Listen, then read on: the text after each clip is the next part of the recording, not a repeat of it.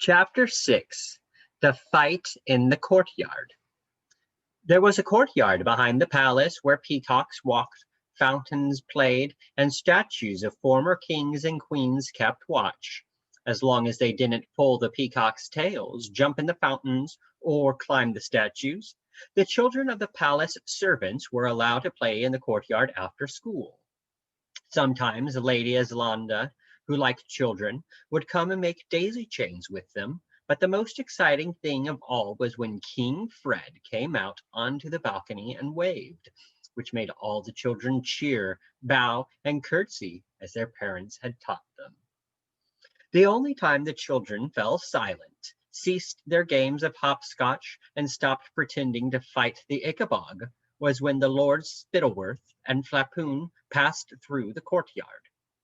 These two lords weren't fond of children at all. They thought the little brats made far too much noise in the late afternoon, which was precisely the time when Spittleworth and Flapoon liked to take a nap between hunting and dinner. One day, shortly after Bert's and Daisy's 7th birthdays, when everyone was playing as usual between the fountains and the peacocks, the daughter of the new head seamstress, who was wearing a beautiful dress of rose pink brocade, said, "Oh, I do hope the king waves at us today." "Well, I don't," said Daisy, who couldn't help herself and didn't realize how loudly she'd spoken. The children all gasped and turned to look at her. Daisy felt hot and cold at once, seeing all them glaring. "You shouldn't have said that," whispered Bert, as he was standing right next to Daisy. The other children were staring at him too.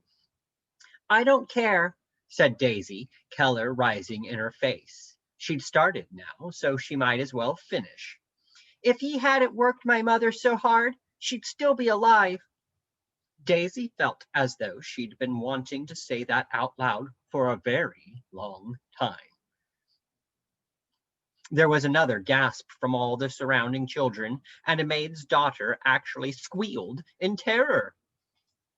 "He's the best king of cornucopia we've ever had," said Bert, who'd heard his mother say so many times. "No, he isn't," said Daisy loudly. "He's selfish, vain, and cruel." "Daisy," whispered Bert, horrified, don't be silly." It was the word silly that did it. Silly when the new head seamstress's daughter smirked and whispered behind her hand to her friends while pointing at Daisy's coveralls. Silly when her father wiped away his tears in the evenings, thinking Daisy wasn't looking.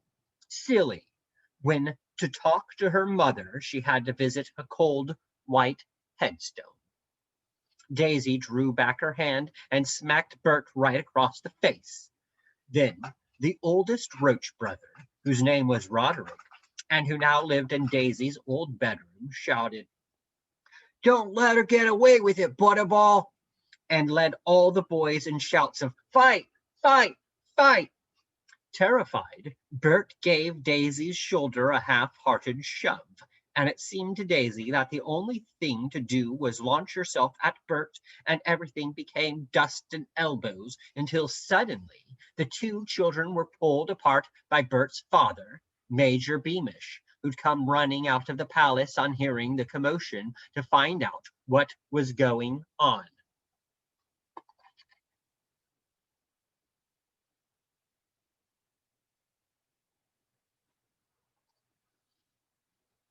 By Katie, age 12. "Dreadful behavior," muttered Lord Spittleworth, walking past the major and the two sobbing, struggling children. But as he turned away, a broad smirk spread over Lord Spittleworth's face. He was a man who knew how to turn a situation to good use, and he thought he might have found a way to banish children, or some of them anyway, from the palace courtyard.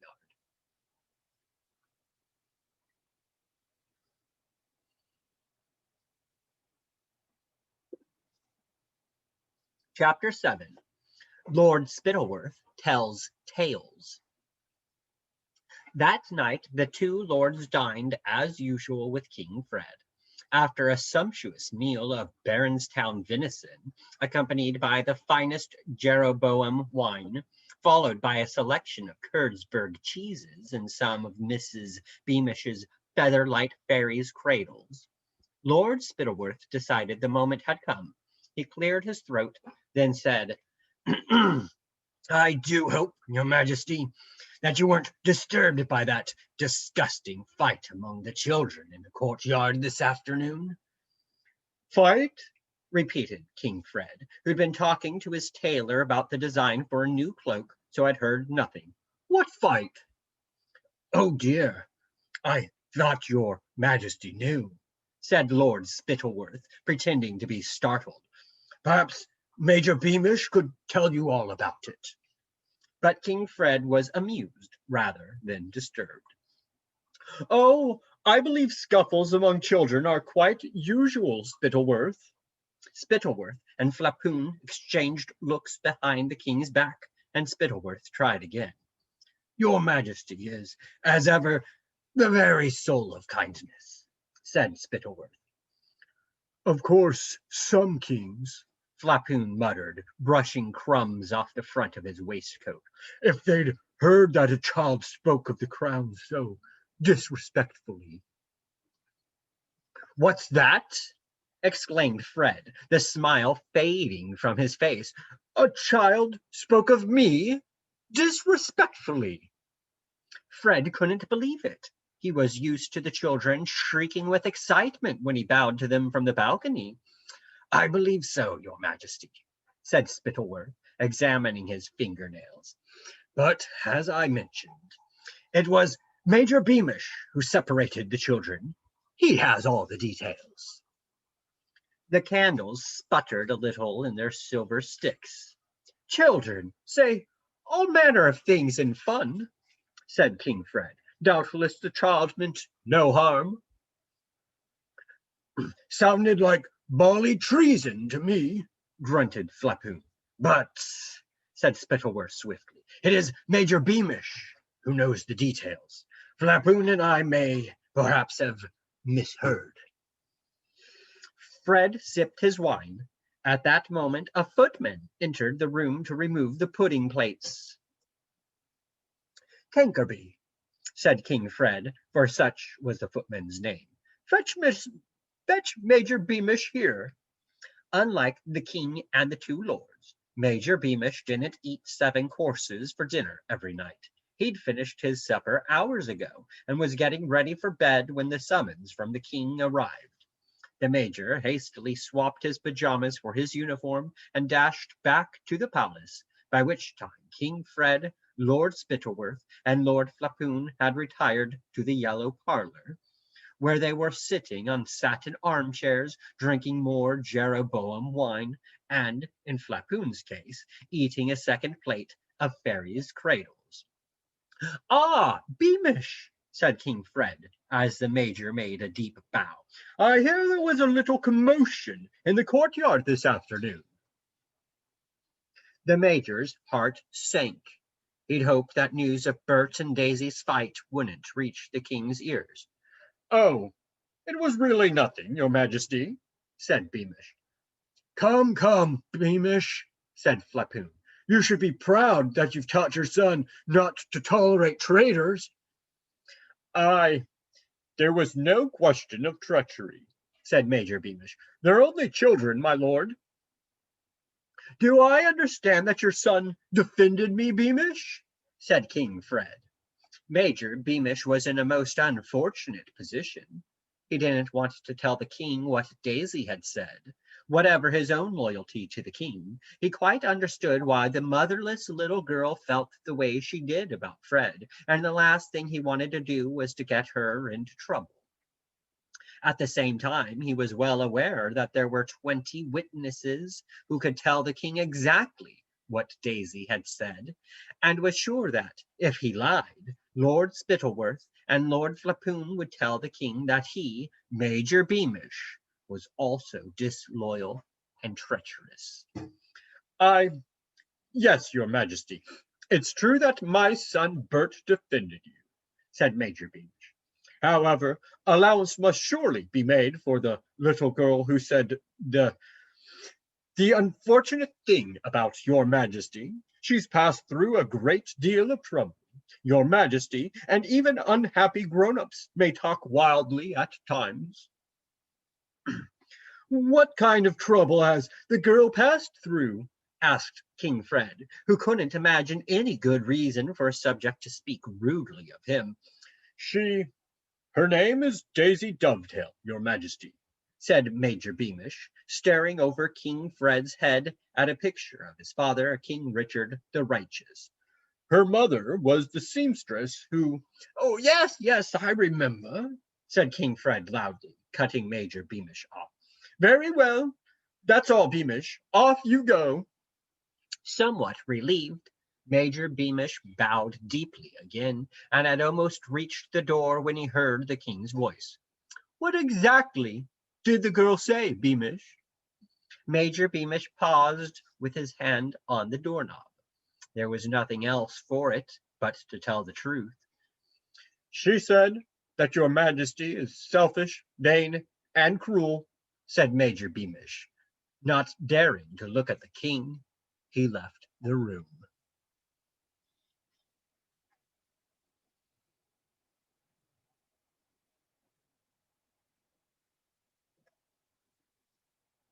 Chapter 8. The Day of Petition. Selfish, vain, and cruel. Selfish, vain, and cruel. The words echoed in the king's head as he pulled on his silk nightcap. It couldn't be true, could it? It took Fred a long time to fall asleep, and when he woke in the morning, he felt, if anything, worse. He decided he wanted to do something kind, and the first thing that occurred to him was to reward Beamish's son, who'd defended him against that nasty little girl. So he took a small medallion that usually hung around the neck of his favorite hunting dog, asked a maid to thread ribbon through it, and summoned the Beamishes to the palace. Bert, whom his mother had pulled out of class and hurriedly dressed in a blue velvet suit, was struck speechless in the presence of the king, which Fred enjoyed, and he spent several minutes speaking kindly to the boy, while Major and Mrs. Beamish nearly burst with pride in their son. Finally, Bert returned to school with his little gold medal around his neck, and was made much of in the playground that afternoon by Roderick Roach, who was usually his biggest bully. Daisy said nothing at all, and when Bert caught her eye, he felt hot and uncomfortable, and shoved the medal out of sight beneath his shirt. The king, meanwhile, still wasn't entirely happy. An uneasy feeling stayed with him, like indigestion, and again he found it hard to sleep that night. When he woke the next day, he remembered that it was the Day of Petition. The Day of Petition was a special day held once a year, when the subjects of Cornucopia were permitted an audience with the king. Naturally, these people were carefully screened by Fred's advisors before they were allowed to see him. Fred never dealt with big problems. He saw people whose troubles could be solved with a few gold coins and a few kind words. A farmer with a broken plow, for instance, or an old lady whose cat had died. Fred had been looking forward to the Day of Petition. It was a chance to dress up in his fanciest clothes, and he found it so touching to see how much he meant to the ordinary people of Cornucopia. Fred's dressers were waiting for him after breakfast, with a new outfit he'd requested just the previous month. White satin pantaloons and a matching doublet, with gold and pearl buttons, a cloak edged with ermine and lined in scarlet, and white satin shoes with gold and pearl buckles. His valet was waiting with the golden tongs, ready to curl his mustache, and a page boy stood ready with a number of jeweled rings on a velvet cushion, waiting for Fred to make his selection. Take all that away, I don't want it, said King Fred crossly, waving at the outfit the dressers were holding up for his approval. The dressers froze. They weren't sure they'd heard correctly. King Fred had taken an immense interest in the progress of the costume and had requested the addition of the scarlet lining and the fancy buckles himself. "I said take it away," he snapped when nobody moved. "Fetch me something plain. Fetch me that suit I wore to my father's funeral." Is your majesty quite well?" inquired his valet, as the astonished dressers bowed and hurried away with the white suit and returned in double quick time with a black one. "Of course I'm well," snapped Fred, "but I'm a man, not a frivoling popinjay." He shrugged on the black suit, which was the plainest he owned, though still rather splendid, having silver edging to the cuffs and collar, and onyx and diamond buttons. Then, to the astonishment of the valet, he permitted the man to curl only the very ends of his mustache, before dismissing both him and the page boy bearing the cushion full of rings. "There," thought Fred, examining himself in the mirror. "How can I be called vain? Black definitely isn't one of my best colors." So unusually speedy had Fred been getting dressed, that Lord Spittleworth, who was making one of Fred's servants dig earwax out of his ears, and Lord Flapoon, who was guzzling a plate of Duke's Delights, which he'd ordered from the kitchens, were caught by surprise, and came running out of their bedrooms, pulling on their waistcoats and hopping as they put on their boots. "Hurry up, you lazy chaps," called King Fred, as the two lords chased him down the corridor. "There are people waiting for my help." And would a selfish king hurry to meet simple people who wanted favors from him? Thought Fred. No, he wouldn't.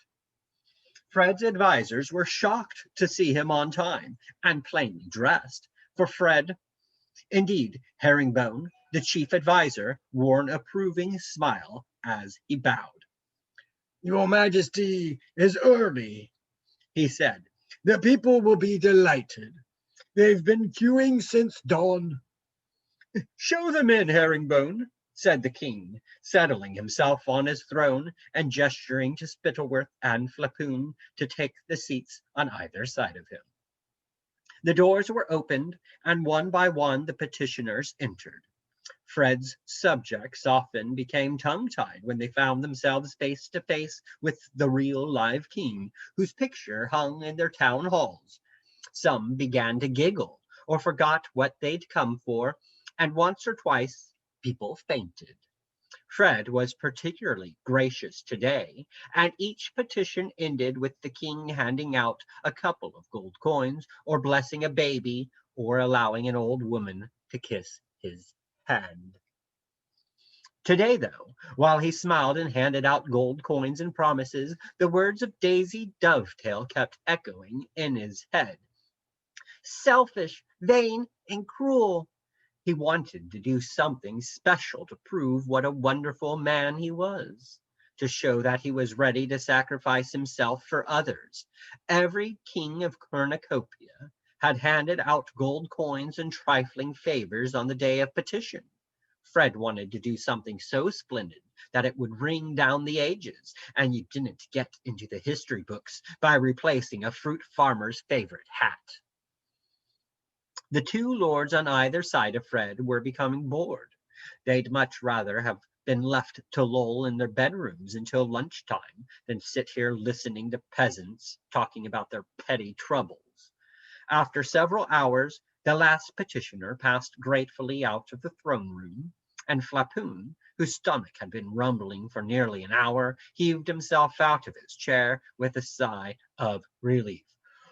"Ah, lunchtime," boomed Flapoon.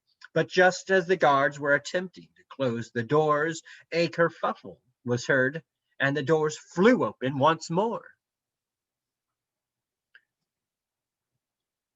Chapter 9. The Shepherd's Story. "Your Majesty," said Herringbone, hurrying toward King Fred, who'd just risen from the throne, "there's a shepherd from the marshlands here to petition you, sire. He's a little late. I could send him away if your majesty wants his lunch. A marshlander, said Spittleworth, waving his scented handkerchief beneath his nose. Imagine, sire. Dashed impertinence, being late for the king, said Flapoon. No, said Fred after a brief hesitation. No, if the poor fellow has travelled this far, we shall see him. Send him in, Herringbone. The chief adviser was delighted at this further evidence of a new, kind, and considerate king, and hurried off to the double doors to tell the guards to let the shepherd inside. The king settled himself back on his throne, and Spittleworth and Flapoon sat back down on their chairs, their expressions sour. The old man, who now tottered up the long red carpet toward the throne, was very weather-beaten and rather dirty, with a straggly beard and ragged patched clothes. He snatched off his cap as he approached the king, looking thoroughly frightened, and when he reached the place where people usually bowed or curtsied, he fell to his knees instead. Your Majesty, he wheezed. Your Majesty, Spittleworth imitated him softly, making the old shepherd sound like a sheep. Majesty. Flapoon's chins trembled with silent laughter. Your Majesty, continued the shepherd, I have travelled for 5 long days to see ye. It has been a hard journey. I have ridden in hayricks when I could, and walked when I couldn't, and my boots is all holes. Oh, get on with it, do, muttered Spittleworth, his long nose still buried in his handkerchief. But all the time I was travelling, I thought of old Patch, sire, and how ye'd help me if I could but reach the palace. What is old Patch, good fellow? Asked the king, his eyes upon the shepherd's much-darned trousers. 'Tis my old dog, sire, or was, I should perhaps say, replied the shepherd, his eyes filling with tears. Ah, said King Fred, fumbling with the money purse at his belt. Then, good shepherd, take these few gold coins and buy yourself a new. Nay, sire, thank ye, but it bain't a question of the gold, said the shepherd. I can find myself a puppy easy enough, though it'll never match old Patch. The shepherd wiped his nose on his sleeve.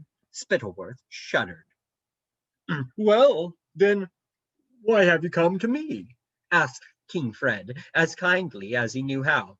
To tell ye, sire, how Patch met his end.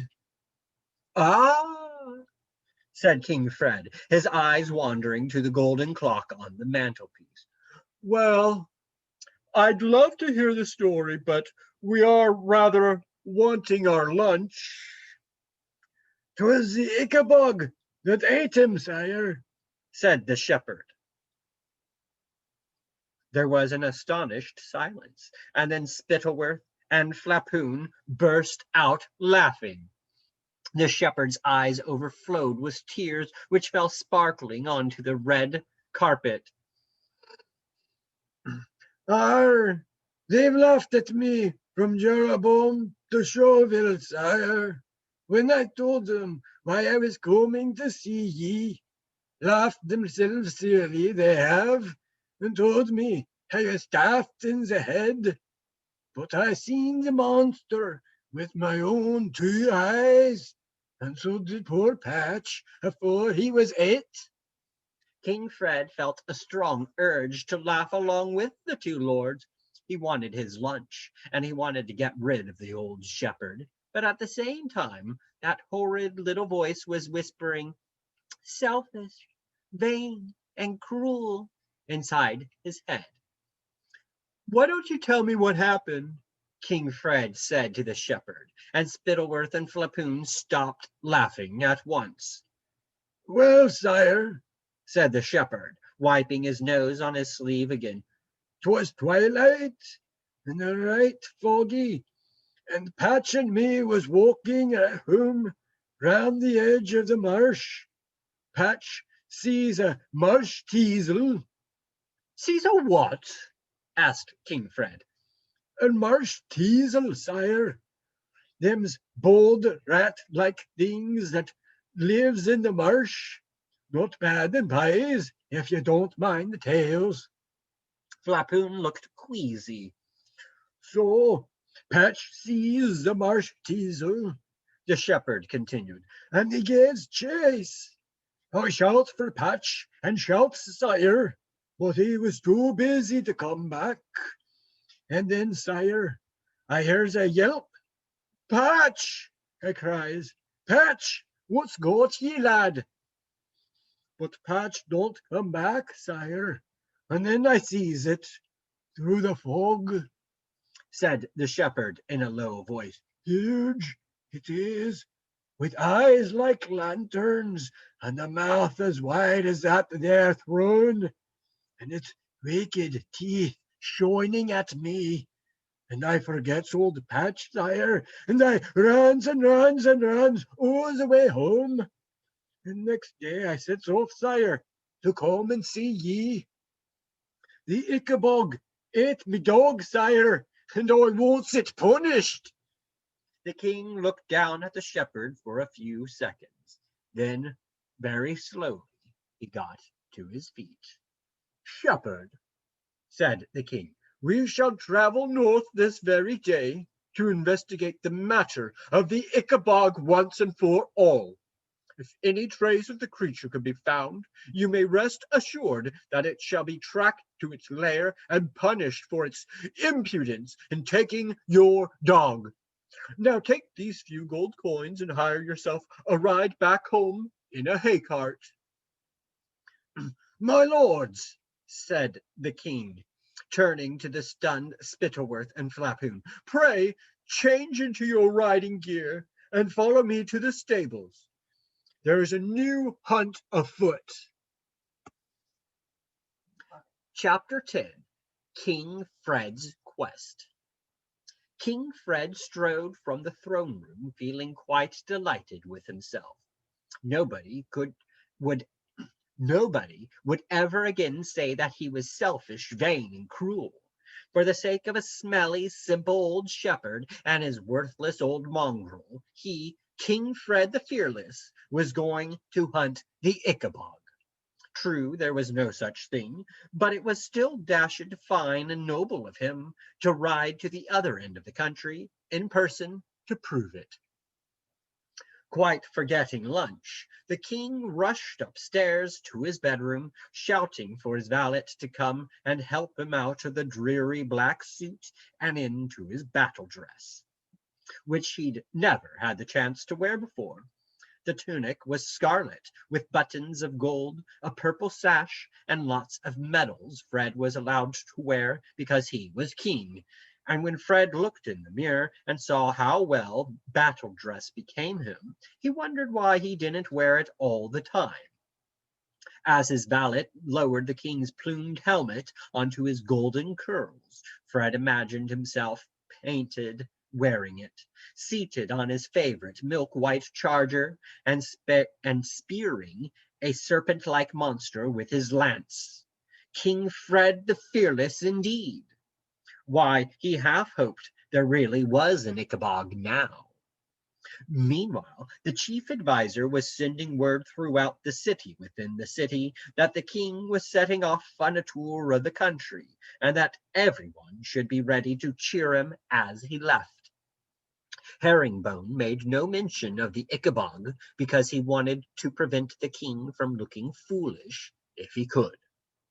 Unfortunately, the footman called Cankerby had overheard two advisers muttering together about the king's strange scheme. Cankerby immediately told the between maid, who spread the word all over the kitchens, where a sausage seller from Baronstown was gossiping with the cook. In short, by the time the king's party was ready to leave, word had spread all throughout the city within the city that the king was riding north to hunt the Ickabog, and news was also beginning to leak out into wider Showville. Is it a joke? The capital's inhabitants asked one another as they thronged out onto the pavements, ready to cheer the king. What does it mean? Some shrugged and laughed and said the king was merely having fun. Others shook their heads and muttered that there must be more to it than that.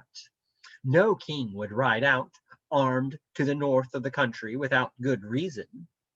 What, the worried folk asked one another, does the king know that we do not?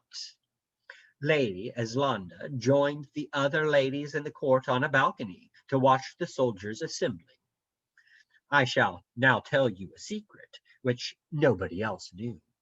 Lady Eslanda would never have married the king, even if he'd asked her.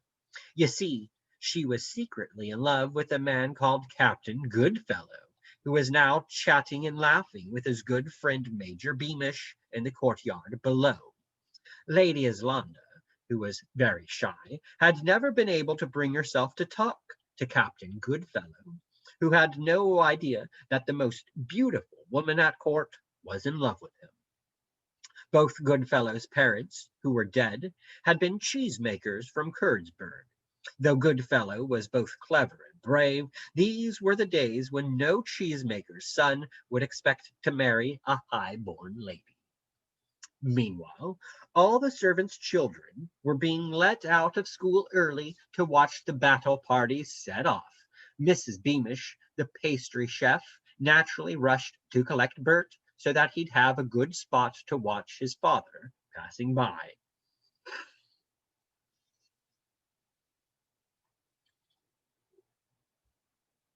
Lady Islanda joins the other ladies of the court on a balcony by Annika, age 7.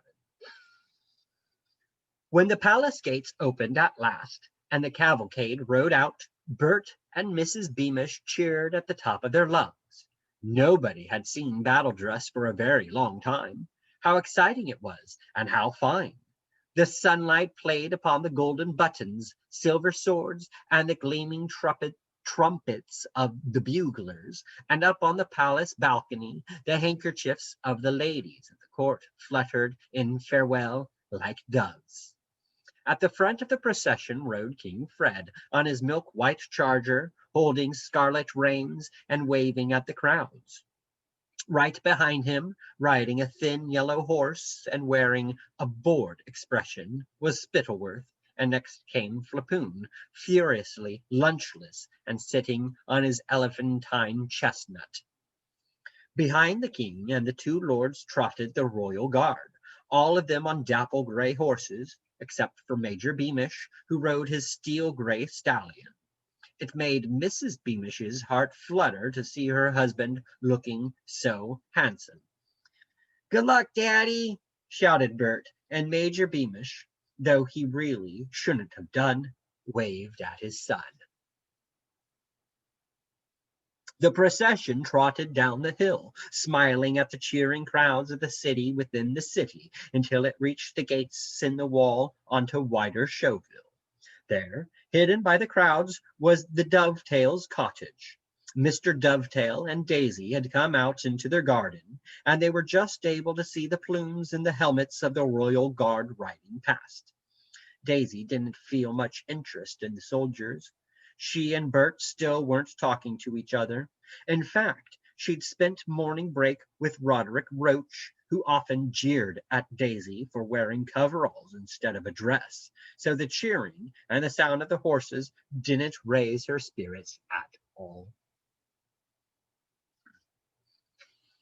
"There isn't really an Ickabog, Daddy, is there?" she asked.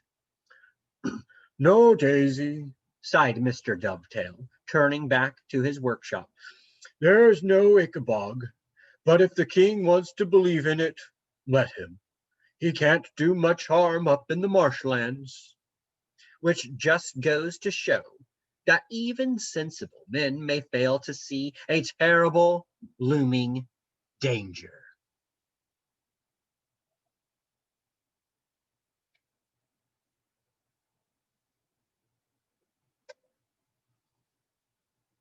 Chapter 11.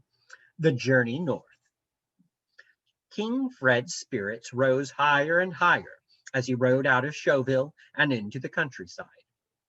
Word of the king's sudden expedition to find the Ickabog had now spread to the farmers who worked the rolling green fields, and they ran with their families to cheer the king, the two lords, and the royal guard as they passed. Not having had any lunch, the king decided to stop in Karlsruhe to eat a late dinner. "We'll rough it here, chaps, like the soldiers we are," he cried to his party as they entered the city famed for its cheese, "and we'll set out again at first light." But of course, there was no question of the king roughing it. Visitors at Karlsruhe's finest inn were thrown out onto the streets to make way for him. So Fred slept that night in a brass bed with a duck-down mattress, after a hearty meal of toasted cheese and chocolate fondue. The Lords Spittleworth and Flapoon, on the other hand, were forced to spend the night in a little room over the stables. Both were rather sore after a long day on horseback. You may wonder why that was, if they went hunting 5 times a week. But the truth was that they generally sneaked off to sit behind a tree after half an hour's hunting, where they ate sandwiches and drank wine until it was time to go back to the palace. Neither was used to spending hours in the saddle, and Spittleworth's bony bottom was already starting to blister.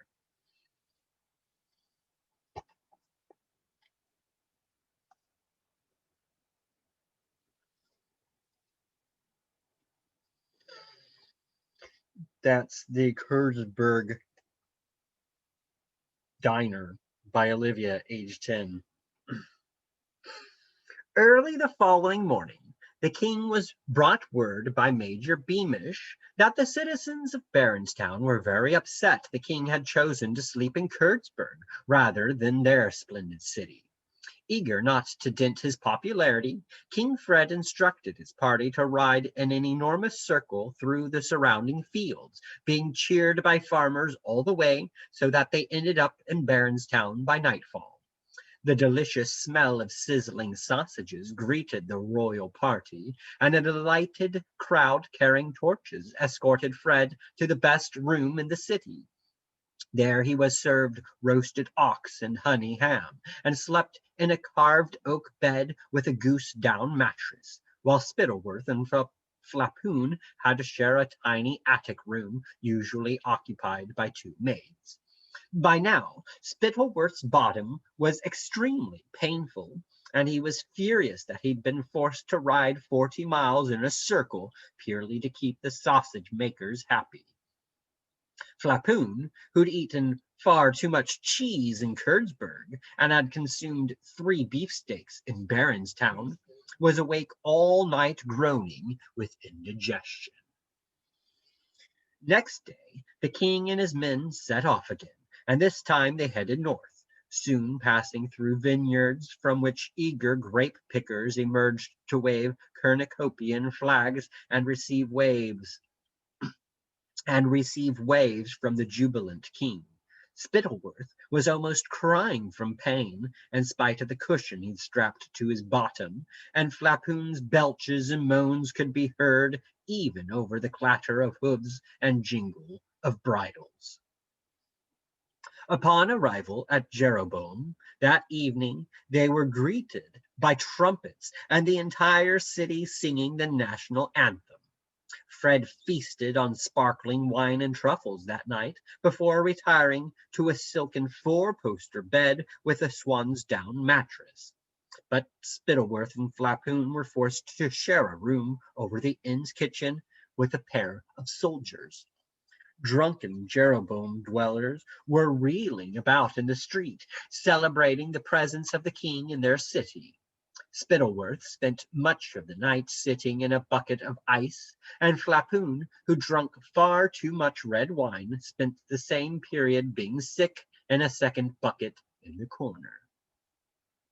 At dawn next morning, the king and his party set out for the marshlands after a famous farewell from the citizens of Jeroboam, who saw him on his way with a thunderous popping of corks that made Spittleworth's horse rear and ditch him on the road. Once they dusted Spittleworth off and put the cushion back on his bottom, and Fred had stopped laughing, the party proceeded. Soon they'd left Jeroboam behind and could hear only birdsong. For the first time in their entire journey, the sides of the road were empty. Gradually, the lush green land gave way to thin, dry grass, crooked trees, and boulders. "Extraordinary place, isn't it?" the cheerful king shouted back to Spittleworth and Flapoon. "I'm jolly glad to see these marshlands at last. Aren't you?" The two lords agreed, but once Fred had turned to face the front again, they made rude gestures and mouthed even ruder names at the back of his head. At last, the royal party came across a few people, and how the marshlanders stared! They fell to their knees like the shepherd in the throne room, and quite forgot to cheer or clap, but gaped as though they'd never seen anything like the king and the royal guard before, which indeed they hadn't, because while King Fred had visited all the major cities of Cornucopia after his coronation, nobody had thought it worth his while to visit the faraway marshlands. "Simple people, yes, but rather touching, aren't they?" the king called gaily to his men, as some ragged children gasped at the magnificent horses. They'd never seen animals so glossy and well fed in their lives. "And where are we supposed to stay tonight?" Flapoon muttered to Spittleworth, eyeing the tumble-down stone cottages. "No taverns here." "Well, there's one comfort at least," Spittleworth whispered back.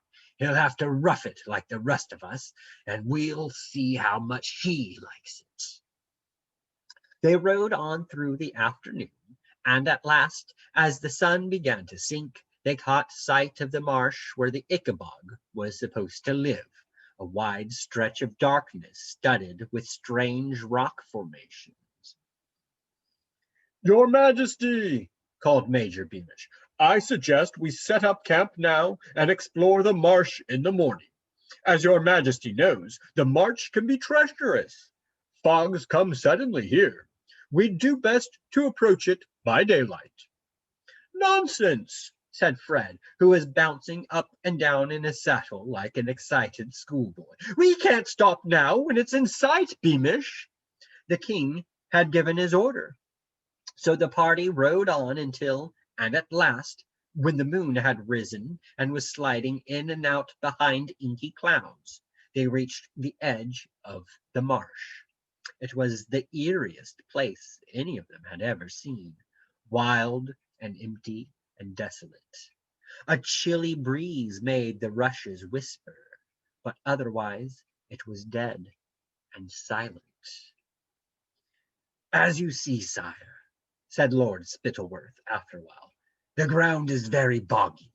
Sheep and men alike would be sucked under if they wandered out too far.